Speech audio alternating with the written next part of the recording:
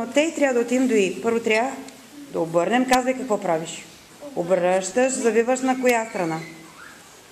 Коя е тази страна? Дясно. Дали е дясно? Ляво. И трябва колко да направиш? 2. Добре, и после гол.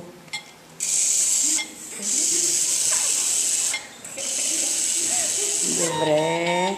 След това изчистваме. Руслана изчисти. Хикса. Сега, какво трябва да направим? Да отидем до Кей. Сега внимавай. Какво трябва да направиш? Казвай какво правиш. Напред. Напред отиваш. Напред. После завиваш на... Коя е тази страна? Ляво или дясно? Наляво. Това е дясно. Дясно. Добре. И после трябва пак... Не. Още една стъпка имаш, като завиеш. Напред. Окей. Не. Окей. Напред. Тук трябва да завие и напред. Добре. Сега, от Кей трябва да отиде къде? Добре, тя го анулира. Трябва да отиде до Маус. Така, значи първо какво трябва да направим? Едно надясно. Завива. И едно напред. Окей. Гол. Гол. Браво. Изчистете го. Сега, ти трябва да отидеш къде? Чакай там до вън. Навен. Добре. А ти после трябва от Вен да дойдеш на Ей. Да затворим крака. Да. Едно. 3, 4, 5. И после гол.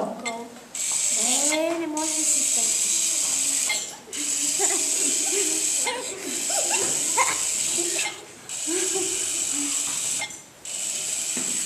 Айде, на Вен отиде. Браво. Сега до Ей. ти трябва да обърнеш, да завиеш и да дадеш до Ей. Това е най-трудната задача. От Ви до Ей. Сега първо обръщаш. Добре. После трябва да направиш колко крачки? Не, обърнала си вече. Не обръщай повече. Колко крачки? Така. И напред не обръщай. Пак една. Сега вече ще обръщаш. На къде обаче? Добре. И после, значи обърнала си. 2, 3, 4, 5, 6. Добре. Гол.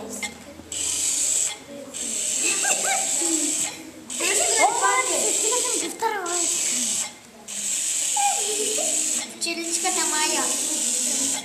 Точно така. Майя.